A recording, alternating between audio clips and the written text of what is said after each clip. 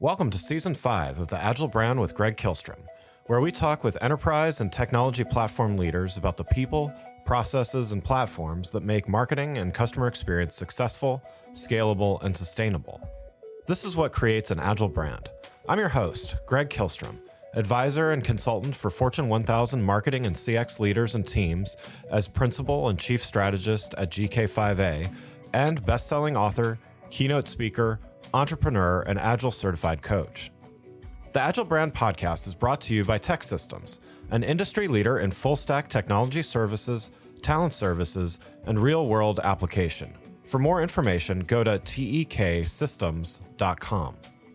To sign up for the Agile Brand newsletter and get the latest insights and articles on marketing technology and CX, or to purchase a copy of my latest book, House of the Customer, go to gregkihlstrom.com. You can also find all my books on Amazon and other retailers. And now on to the show. The following episode was recorded at PegaWorld Inspire in Las Vegas, and I'm looking forward to this topic as well as sharing the conversation with my guests today. Today we're going to talk about the meaningful use of AI in the customer experience and doing it at scale for the enterprise. To help me discuss this topic, I'm joined by Shelia Anderson, U.S. Chief Information Officer at Aflac. Shelia, welcome to the show. Thank you. I'm happy to be here. Yeah, so let's get started by why don't you give a little background on yourself as well as your role at Aflac? Absolutely. Thank you. I have been at Aflac for 10 months. I have been in the insurance industry as a CIO for the past 10 plus years. I'm joining Aflac from a different side of insurance, from property and casualty, moving over into supplemental insurance here at Aflac. So very excited to lead the digital services organization through the transformation that we have in front of us. Wonderful. And so a lot of people listening are probably familiar with the Aflac brand through TV commercials, all those kinds of things. But can you give a little context on what exactly does Aflac do? Absolutely. Aflac is actually in the supplemental benefits space. And if you think about that, it's really covering the financial burden that your typical medical insurance may not cover. So think of it as covering that gap. We have products that are very much focused on the individual, both individual and group. On the individual side, things like accident, health, wellness. We actually have a cancer product that is probably our oldest product. The cancer product is one that we founded originally with the company. And then on the group side, we actually have recent acquisitions in the past few years where we're growing our group dental and vision business, as well as our plaids business, which is focused on like disability and leave management. So those are newer pieces of our company that we're investing in and growing today. Wonderful.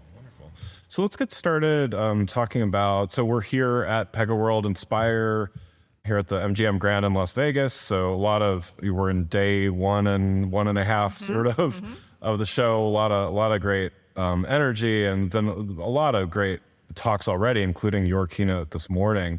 So I wanted to get your take on a few things. And so, being here at the conference, there's still plenty more to come. But when you gave your talk this morning, you had mentioned that your organization has approached things as one digital Aflac and mentioned a couple of things here. So using technology to make things easier, prioritizing from the customer, Yes. and then creating a seamless experience across channels. Can you talk a little bit about how this one digital Aflac, what exactly it means, and maybe first from the internal teams that serve your customers? Absolutely. I'll talk about both of those. One, the internal teams, and then secondly, the view from a customer lens. So one digital Aflac is absolutely our strategy to bring the company together, truly to have that single integrated customer experience. So what that means on the inside of our organization is really focusing on prioritizing all the work that we do from a customer lens and also evaluating it against the value that it drives for our business. So those are some of the key lenses that we look at. And then internally to our organization, of course, we are an Agile organization, so very much aligned in Agile teams to deliver value as quickly as we can. So we align those teams to work against those priorities in the organization. We actually do have a focus organization, one focused on our individual business. We have a set of teams focused on our group business. And then we have a shared services team, which is where our Pega team actually sits. So we have things like our Pega Center of Excellence there. Anything that goes across the enterprise that's truly a shared capability or has the ability to be scaled across the enterprise normally would sit in that team. Also things like our data and analytics team, focusing on every aspect of data and our data strategy for the future. That all sits in that organization. And then of course, I have other teams. I have a Hatch Innovation Lab that supports that. If you think about innovation, Horizon 1, 2, and 3, that team is focused on Horizon 2 and 3 innovation for the organization. And other supporting teams as well, very much like our architecture team, supporting architecture direction. I also have a team in Northern Ireland and Belfast that aligns and helps us to deliver a lot of these innovative solutions. So really great organization. I'm super proud of the work that they're all doing to drive the company forward. Yeah, and that's great. A lot of teams, but all unified, not siloed. They're very unified in how we think about integrating across the company. One of the opportunities that we, as well as many companies have, is we're moving to the future while managing and unwinding from technical debt. Every company still has technical debt. So it's a fine balance of making sure that you have a path to the future. But we also have some backwards integration that we have to integrate into our existing capabilities and systems until we get those upgraded as well. So that's a lot of the fine balance. As part of our One Digital Aflac strategy, we're very much focused on things like reusability. My team hears me say, let's start at 50%. So how do we do that? Removing redundancy out of the system. We're not there yet, especially from a customer experience perspective, focusing on a true seamless experience. And what does that mean? It means integrating, removing the redundancy, measuring your experience from a customer lens. And so how does the Pega platform specifically fit into this One Digital Aflac? Absolutely. The Pega platform is one of our core foundational platforms that we've invested in. Our initial focus has been largely in the contact center area, and we've seen huge benefits. You heard about that this morning. So really focused on reducing what I'll call a lot of disjointed processes that are very intertwined, but not necessarily connected for a seamless experience. So that has been a lot of our initial focus. Yeah, and so that's a great segue to, you did mention some very compelling results in your keynote. Mm-hmm. So 33% reduction in handling time for claims form requests, 65% reduction in handling time for client authentication processes. How do obviously there's other measurements I'm sure that you're taking into account, but how do these stats, as well as kind of the bigger picture, really keep things customer centric? Yes. Well, the first way that we keep things customer centric is I actually have a user experience and design team. So we've actually centralized that as a shared services team. And so anytime that we're investing in a new capability or significantly impacting the customer experience, we lead with that team. So they're all skilled and trained in user experience design and research. And so we very much have that discipline that we've instilled and on the front end of almost all of the work that we do to drive those experiences, and not only to drive them, but then to measure the results as well and pivot if we need to. So that's a critical piece of what we do. And that team is sitting outside as a shared services team, so they work across all of the initiatives that we have at Aflac. Before we continue, let's take a quick break. If you're like many marketing leaders today, you're inundated with a need to improve the customer experience across an increasing number of channels and touch points, all while ensuring your team is performing well, innovating, and continuously improving. So how do you find the time to determine what's next for you, your team, your brand, and your customers? My company, GK5A, can help. Whether it is advisory services, evaluation of marketing technology platforms and solutions, or digital agencies and implementation partners, or assistance with creating strategic roadmaps and prioritization of efforts, we've done it all and served as an ally to Fortune 1000 brands in industries like financial services, healthcare, consumer electronics, professional services, and more. You can learn more about these services and contact us at www.gk5a.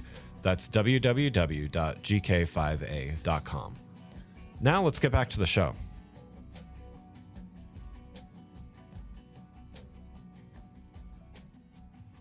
So the next topic I wanted to talk about is specifically AI and the customer experience. And how a company like Aflac approaches that, because it has to be done at scale, and in a way that maintains the same level of customer service and customer Yes. experience that prior to using AI and things. So you also work in an industry that's famously data driven, so Very much the so. insurance industry. So when did Aflac first start utilizing AI tools in its business, and how was it used to start?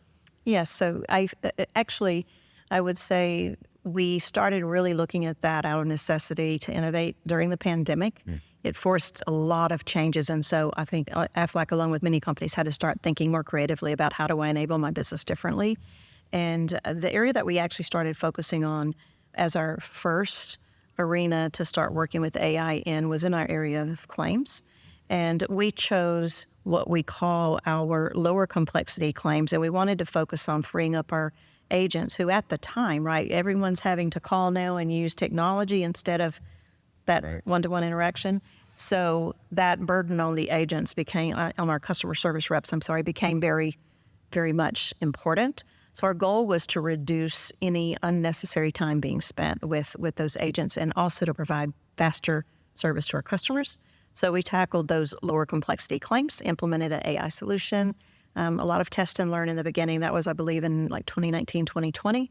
We started working on that. And with that, we also had to build out the core foundations around AI and machine learning. We actually used, I think, Pega as part of a workflow process for that. So it was a little bit of a hybrid model in the beginning. We're actually emerging that and scaling it now. So we are scaling it to multiple lines of business at Aflac. And the beauty is once you implement something like that and you make the initial investment and you work through getting the model refined, when you scale it, there's no added investment other than the consumption of basically your hosting, right? If you have it in AWS Cloud or Pega Cloud or wherever it's at, that's really your added cost. There's no true added cost to the engineering side of it. Yeah.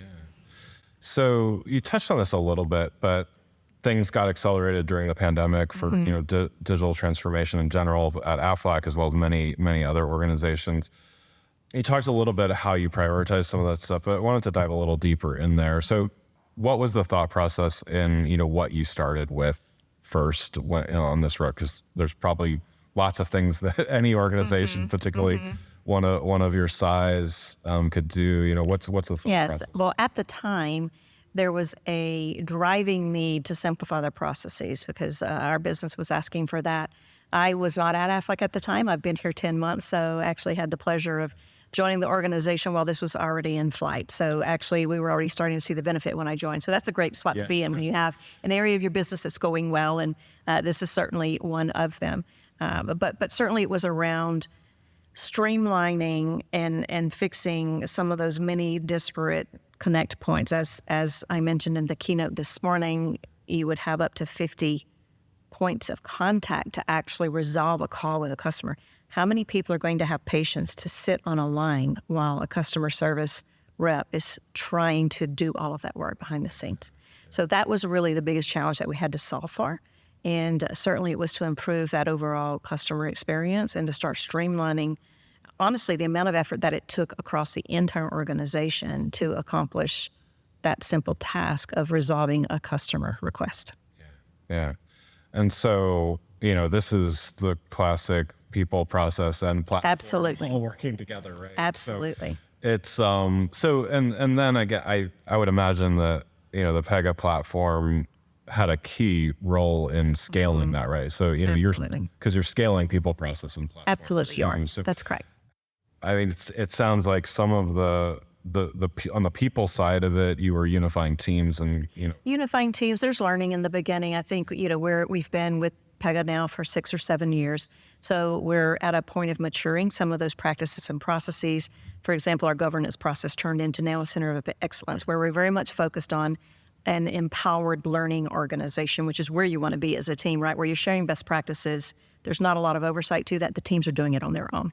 So there's a high adoption, a great understanding of the capabilities of the tooling as well. And the teams are also very focused as new products coming out. We're always listening, learning, and then adopting those and trying them out. So how do you measure success here? Obviously there's customer facing metrics, but how do you measure things internally to know that you're moving in the right direction and growing in the way you need to. Yeah. As an organization, of course, we have opportunities in that space, but from an internal development perspective, we actually are on a journey with DevOps as well. So we absolutely measure things like your DORA metrics, all of your standard Agile metrics around team performance. We absolutely measure that so that we can see how productive is a team being. Are we getting the results that we're expecting out of the team? And if not, how do we pivot? What are the learnings? Or what type of coaching do we need to have in our teams to help them to perform at a better level? And we're not really measuring team against team, so it's not that we are saying you have to be at this level. It's really about that Agile mindset of improving over time so that each team is getting better over time. Wonderful. Yeah, I'll love to hear that. On the Agile Brand podcast, we love it. Absolutely. It's so important. And then for teams to really be empowered to own the work and to drive it forward on their own, right? Yeah. Mm-hmm. So, last topic I wanted to touch on here, there was talk at the conference about the autonomous enterprise. And so this is something I think for those that have been using and organizations that have been using a platform like Pega, not a wholly new concept, but I like this idea and this terminology around it. How do you think about the growth of an organization like yours in terms of an autonomous enterprise? I think is a great goal to have. It will take some time to truly, if I think about what a full autonomous enterprise looks like, we're not there yet, I would say. We're on a mission to get there. Some of that, I think, ties also into what your technology footprint looks like, how quickly you can adopt these newer technologies to really be autonomous, right? Because that means things are seamless, they're integrated, you're having a almost that seamless customer experience that you're looking for. I think as long as we have a lot of technical debt until you're able to unwind from some of that or either start solving for the experience side of that differently, that's always going to be a challenge. But I absolutely believe in that. Yeah, it's a cool concept. It's a cool concept. I think we would all like to get there. I would say in pockets we're getting there, but as a full enterprise, we're not there yet. But it's okay. It's okay. I've been in the insurance industry for many years, and you see companies solving for these same types of challenges and companies at different levels of maturity. So our goal at Aflac is to be better, right? So it's just to be better every day and to adopt as much of the new capabilities as we can while recognizing we still have some things to work on with technical debt. Well, Shelia, thanks so much for joining the show. Very last question for you here. As you think about the months and years ahead, what are some of the next best actions that you and your team are going to be taking? Absolutely. Well, I can share with you some of the other pieces of my digital strategy as well, which Pega also is a big piece of. We're actually embarking, I would say a little bit late on starting our full journey to the cloud. That we're in the middle of that. We're focusing very much on our distributed platforms right now. And then we'll also be tackling our mainframe strategy. So those are big pieces of work that we have coming. Absolutely will take us to the next level once we accomplish that. And then it will also give us the opportunity to truly transform all of those applications as well. So we have quite a bit of work cut out for us in the next few years. I'm pretty excited about it, and I'm sure our teams are as well. Again, I'd like to thank Shelia Anderson, U.S. Chief Information Officer at Aflac, for joining the show.